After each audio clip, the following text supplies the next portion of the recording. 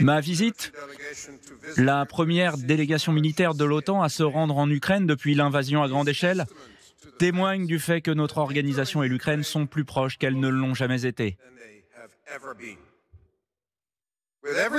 Chaque jour qui passe nous rapproche.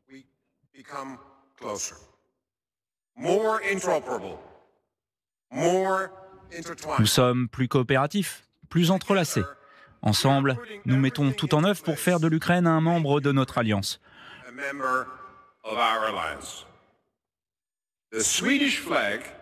Le drapeau suédois ne sera pas le seul drapeau bleu et jaune au siège de l'OTAN.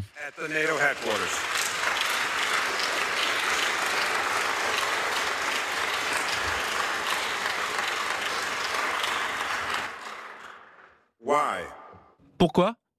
Parce que nous croyons tous au pouvoir de la démocratie.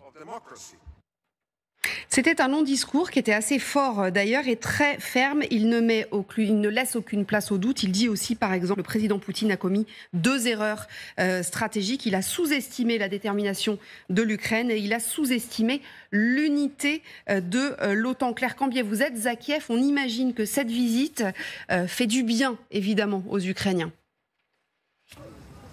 Oui, exactement. Il a notamment souligné tout à l'heure à ce forum que la venue de cette première délégation depuis le début de la guerre de l'OTAN témoignait du fait que l'Ukraine et l'OTAN étaient plus proches que jamais. Chaque jour, nous nous rapprochons, plus compatibles et enfin, ensemble, nous faisons tout notre possible pour que l'Ukraine devienne membre de l'Alliance. Il a d'ailleurs souligné que le drapeau suédois ne serait pas le seul drapeau jaune et bleu qui flotterait au siège de l'OTAN. C'est un discours qui n'est pas pour plaire à Poutine, certainement. Et puis, il a adressé également un message aux Occidentaux. Il estime que beaucoup de dirigeants sont trop pessimistes et qu'aucune guerre n'a jamais été gagnée avec des pessimistes.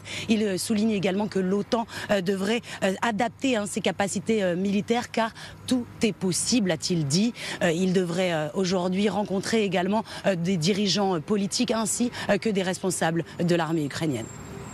Claire Cambier avec Charlotte Lefayet depuis Kiev. Alors l'adaptation des capacités militaires, on va longuement en parler évidemment. D'abord Arlette Chabot, elle est très importante cette visite. C'est la première fois qu'une délégation militaire de l'OTAN vient en Ukraine depuis le début de la guerre. Oui, le secrétaire général de l'OTAN avait fait plusieurs visites mais, à Kiev. Mais là, la présence effectivement de l'amiral, en l'occurrence chargé des opérations, ça donne une autre effectivement dimension. C'est très important aussi pour effectivement le président Zelensky, car on se souvient du dernier sommet de l'OTAN. Il n'était pas très content des conclusions, il trouvait vraiment que ça n'allait pas assez vite. Et puis l'OTAN, c'est symbole, c'est la grosse ligne rouge de Vladimir Poutine, évidemment. Il peut accepter que l'Ukraine entre dans l'Union européenne, d'ailleurs, parce qu'il pense sûrement que ça ne se passera pas aussi bien que ça. Donc pourquoi pas l'Union européenne ? Mais franchement, l'OTAN, c'est la Russie assiégée, c'est la Russie menacée. Et on se souvient effectivement que France et Allemagne s'étaient opposés à l'entrée de l'OTAN pour justement ne pas trop fâcher Poutine. On était en 2008. En 2024, on n'est pas du tout sur effectivement la même ligne. Néanmoins, il faut du temps, un délai. Donc là, c'est réconfortant pour effectivement Zelensky et pour l'Ukraine. Et puis, c'est sûrement au lendemain de la réélection de Poutine.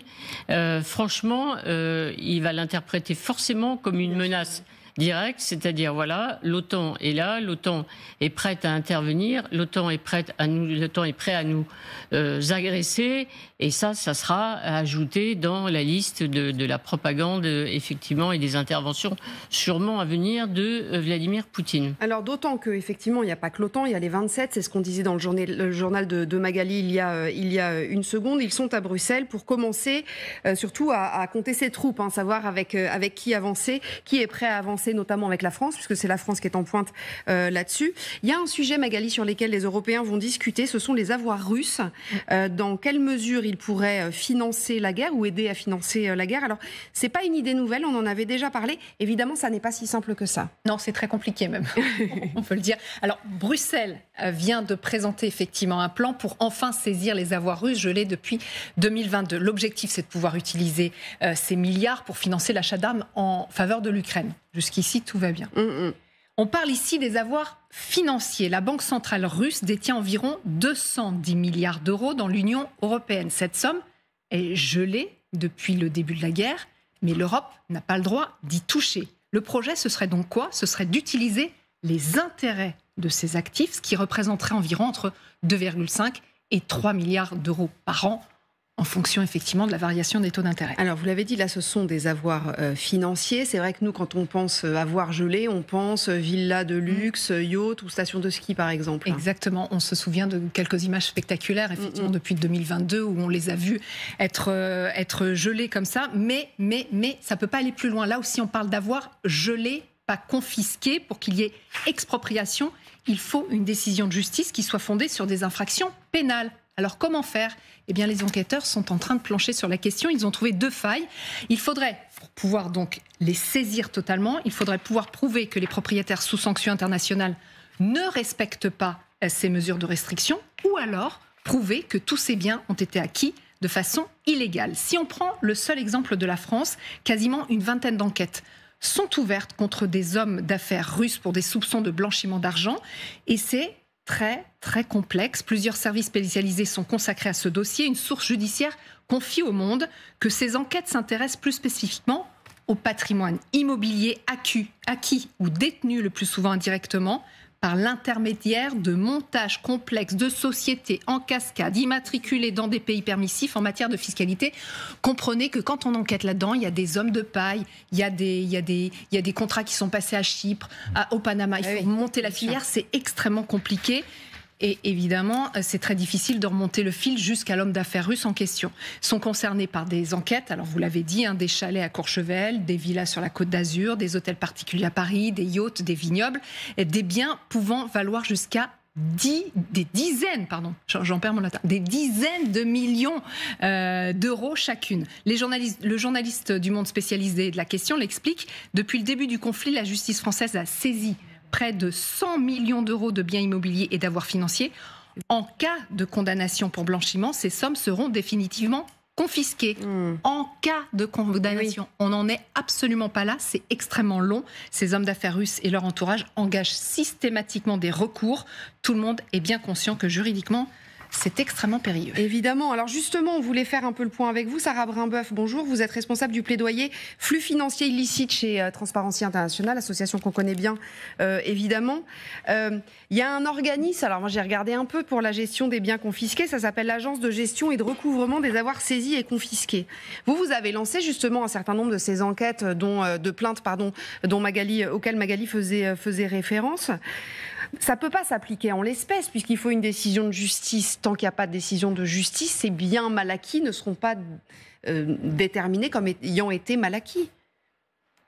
Tout à fait, mais le premier processus, la première brique à poser, en effet, c'est d'initier une enquête pour mener à la saisie, c'est-à-dire empêcher durant toute la durée de l'enquête que les biens soient vendus, qu'ils soient déplacés d'une juridiction à une autre, si on parle de compte bancaire par exemple, donc les saisir en vue de leur confiscation. Et en effet, on connaît le délai de la justice, surtout dans ce genre de dossier extrêmement complexe.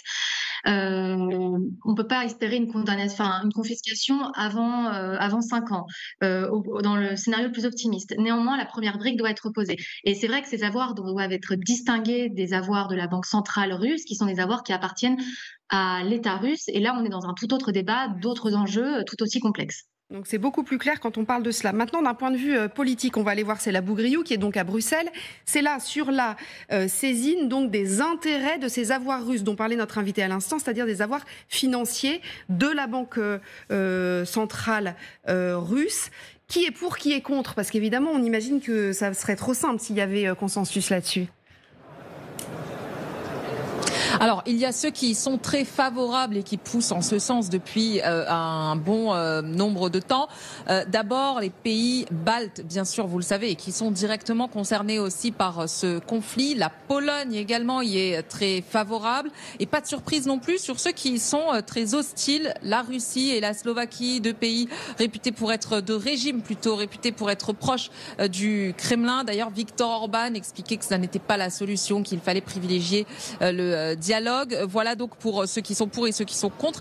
Et puis il y a aussi des pays dont on parle peu, qui sont des petits pays, je pense notamment à Malte, qui se disent neutres et qui craignent les représailles de la Russie, puisque Vladimir Poutine, je vous le rappelle, a fait savoir via son entourage, via des responsables politiques russes, que eh bien la Russie n'hésiterait pas à poursuivre en justice l'Union européenne durant des décennies si cela était bien acté ici au Conseil européen. Et c'est un peu l'objet justement de ce Conseil, l'objectif en tout cas, puisque côté français on nous expliquait que malgré les désaccords il y avait tout de même une forme de consensus autour des pays les plus importants, et donc il y avait un optimisme en tout cas pour espérer eh bien que ce sommet accouchera de cette décision.